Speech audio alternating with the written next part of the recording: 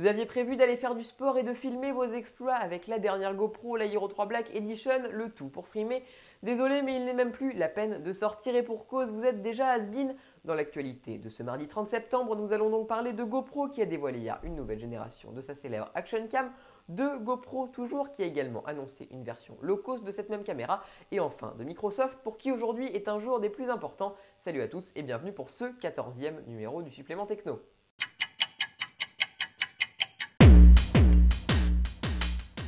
Et l'on commence donc tout de suite avec ce qui s'apparente comme la plus grosse news de ce matin, la présentation hier par GoPro de sa nouvelle génération d'Action Cam. Et forcément, après 2 ans sans mise à jour majeure, ça ne peut que faire le buzz. Alors, celle que l'on nomme GoPro Hero 4 embarque de nombreuses nouvelles fonctionnalités, dont l'une que tous les utilisateurs de GoPro actuels devraient apprécier et attendaient depuis un certain temps. Et pour cause, il aura fallu patienter un peu plus de 4 ans avant de voir débarquer une GoPro embarquant un écran intégré. Plus question ici d'acheter un écran sous forme d'accessoire donc ou presque. Cependant, et pour cause aussi étonnant que cela puisse paraître, le modèle haut de gamme, la Hero 4 Black, n'est pas équipé de cet écran. Seul la Hero 4 Silver embarque un écran.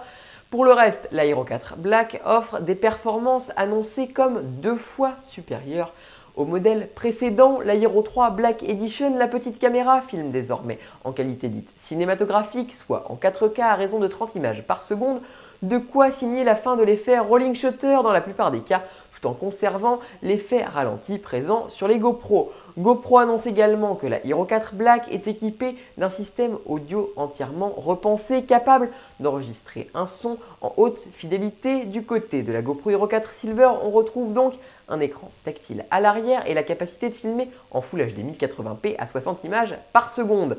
Côté prix, comptez 479 € pour le modèle Black et 379 € pour le modèle Silver, commercialisation annoncée pour le 5 octobre sur le site de GoPro. Deuxième news de ce mardi, mais toujours du côté de chez GoPro, l'arrivée d'une version entrée de gamme de la célèbre caméra. À croire que la firme californienne a enfin compris qu'elle ne pourrait pas résister longtemps à l'assaut des modèles entrée de gamme créés sur son modèle et commercialisés à des prix défiant toute concurrence, du moins celle de GoPro jusqu'à présent. La réponse de la firme à cette déferlante de caméras entrée de gamme se nomme donc tout simplement Hero et constitue une action cam au design similaire à celui des autres GoPro que l'on connaissait déjà, mais à un prix nettement inférieur et pour cause, il faudra débourser seulement 124,99 € pour se l'offrir.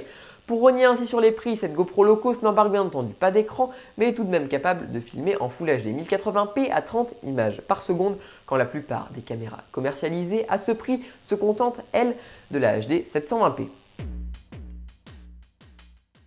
Également dans l'actualité de la journée, Microsoft, et oui, cela ne vous aura pas échappé, nous sommes aujourd'hui le 30 septembre, soit la date de la grande conférence de presse, durant laquelle sera dévoilée, comme l'a confirmé la semaine dernière le patron de Microsoft France, la nouvelle version majeure de Windows. Alors, si l'on ne sait pas encore exactement comment se nommera cette nouvelle version largement repensée du système d'exploitation le plus utilisé au monde, il apparaît tout de même peu probable de l'avoir débarqué sous le nom de Windows 9 et pour cause, Microsoft souhaite simplifier les noms donnés à ces systèmes d'exploitation. Du côté des fonctionnalités et des nouveautés, nous devrions voir débarquer ou plutôt voir le retour du célèbre bouton démarrer présenté sous une forme un peu différente, mais le bouton démarrer tout de même de quoi rendre un semblant de repère aux anciens utilisateurs du système de la firme de Redmond. Pour ce qui est du reste, on ne sait pas encore à quelle date sera disponible le système d'exploitation, mais l'on table sur une sortie sur nos écrans pour le courant de l'année 2015. Voilà, ce 14e numéro du Supplément Techno est d'ores et déjà terminé. On se retrouve dès demain matin, même lieu, même heure, pour parler bien entendu des annonces de Microsoft, mais également de tout le reste de l'actualité high-tech. D'ici là, allez donc faire un tour sur notre compte YouTube et vous y abonner pour ne plus manquer une seule de nos vidéos. Allez également nous suivre sur Facebook, sur Twitter et sur Google+. Quant à moi, je vous dis à demain matin.